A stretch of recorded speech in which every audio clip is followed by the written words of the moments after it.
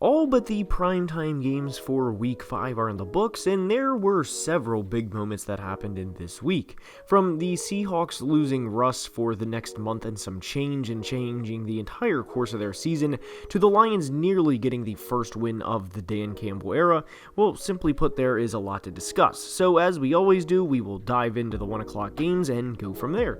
Now let's begin.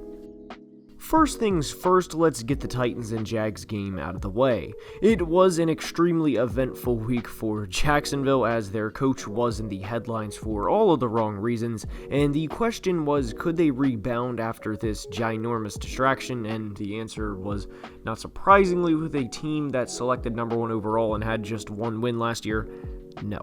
Ryan Tannehill played very pedestrian today, as he wasn't asked to do much and in a sense was a game manager, and by the way, that's not derogatory or saying he sucks, because the game was very much in fact in hand. One comment I would like to make on the Titans and what may be concerning down the stretch of the season for them is Derrick Henry's current workload. Henry is certainly much different than the average NFL running back, as he is a few inches taller and probably 20 to 30 pounds heavier than the average back, but he has had 4 games in the first 5 with 28 or more carries, and his 142 carries through 5 games puts him on pace for 482 carries in a 17-game season. And while Henry in a sense is built different, despite that term being tossed around in today's world over seemingly nothing a lot of the time, this is concerning and it is certainly noteworthy, and I'd imagine Titans fans have to be relieved they are now 3-2, but with the next 2 games against the Bills and Chiefs, games I'm sure they will try and establish the run in, how long will this running Derrick Henry into the ground strategy keep up?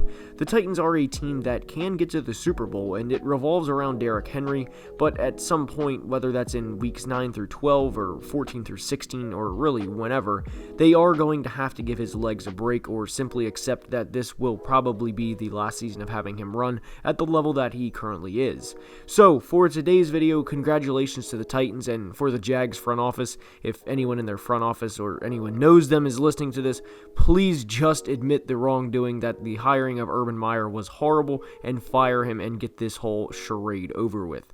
We all know he wants to go to USC, so just admit the wrongdoing, get this firing that we all know is coming, and simply move on. Next, I'd like to discuss a few games, in one that would be the Jets-Falcons game and the Patriots and Texans game. Now, normally we see a rookie QB in a draft class take off. Think 2018 when Baker Mayfield and the Browns unlocked the beer coolers in 2018.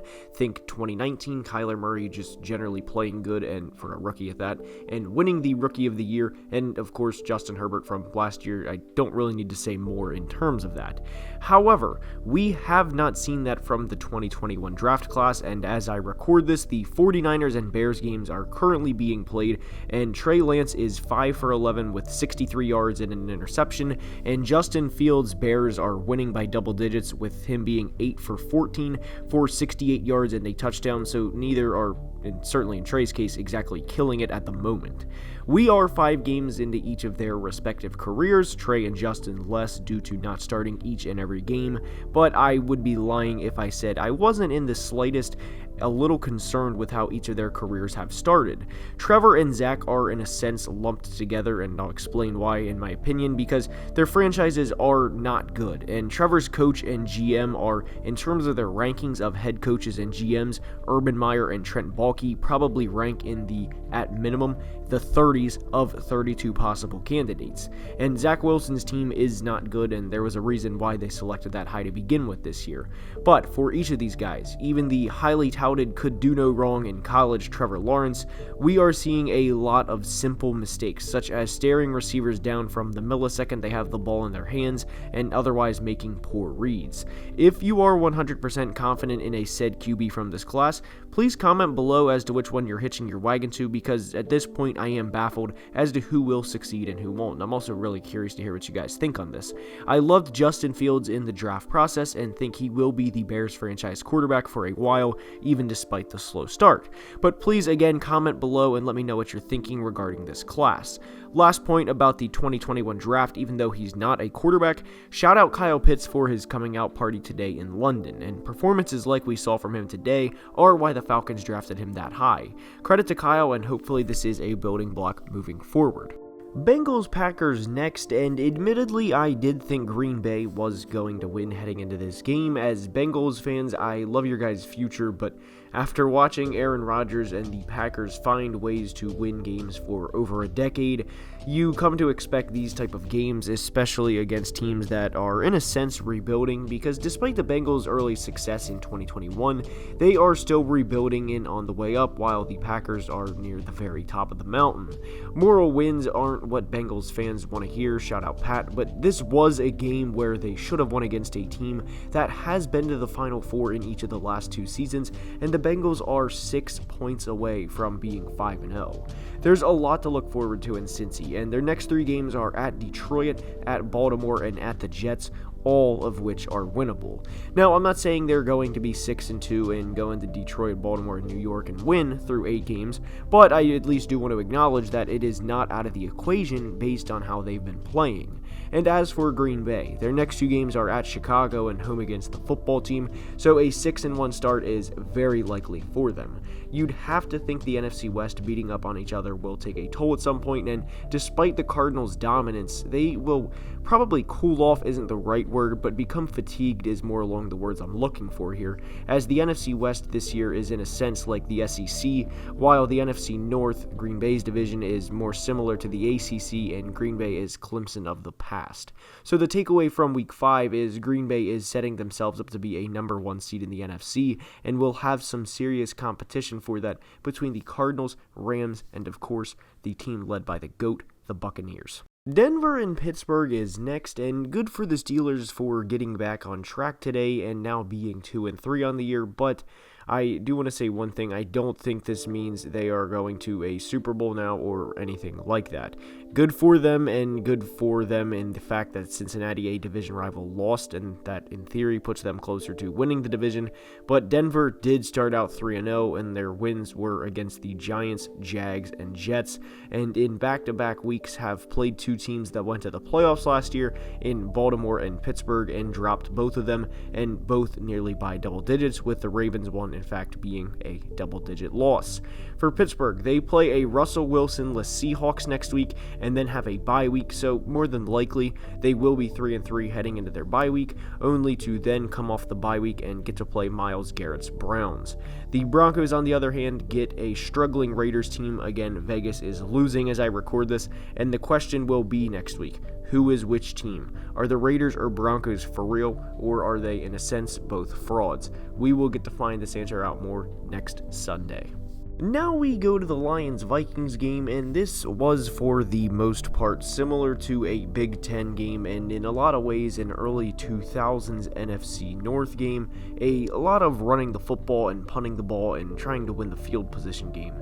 It was admittedly boring at times, but there were a lot of takeaways regarding this game, and one is, despite the win today, this type of thing is what I was referring to when I said Mike Zimmer should be fired. The end of the first half was abysmal clock management, as it was a 13-6 game, and the Vikings got the ball back with roughly 40 seconds and 2 timeouts.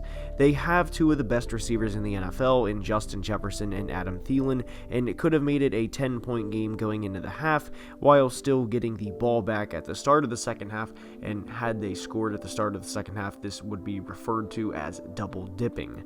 Zim chose to fall on the ball and get his running back Alexander Madison drilled on the final play of the first half instead, and instead of being aggressive in the second half and trying to put an 0-4 team away, the Vikings kept the Lions in the game and nearly lost, and probably should have lost if we're being honest. The Vikings probably should have lost 17-16, and if they did do that, I do think Zim would have been fired after today's loss. Credit Kirk Cousins, the player who is not clutch and can't play in fourth quarters, for leading the comeback in the situation, and of course Greg the Leg Joseph for making the game-winning kick as time expired. It was a game of games, to say the least. Now, for some of the other games, now as I was saying, I was recording this during the 4 o'clock slate of games, so earlier when I was reading the stats of players like Justin Fields and Trey Lance, those games are now over, so credit the Arizona Cardinals for still still being undefeated. Credit the Chicago Bears for going on the road into Las Vegas into Allegiant Stadium and winning, and not only winning, but by double digits at that.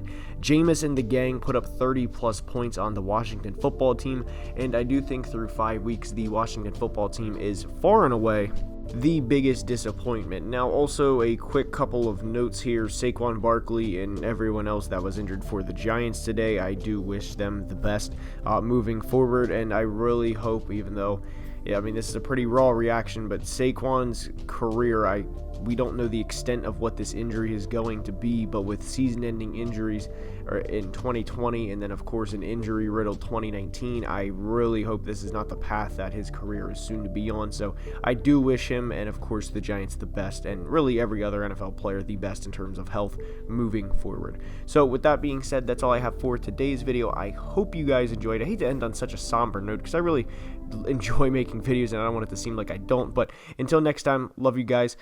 Follow on TikTok for daily NFL content, and have a great day. Actually, scrap that last part of the ending. Credit the Chargers for beating an offensive shootout. That game was insanely fun to watch, and that will be a very long ride home to Cleveland for the Browns. Their season's not over by any means. This is just a tough loss for them, and I certainly think they can get back on track. And I, along with a lot of other NFL fans, certainly hope this is not the last time these teams meet. So now, anyways, until next time, please make sure to like and subscribe if you did enjoy, and until then, have a great day.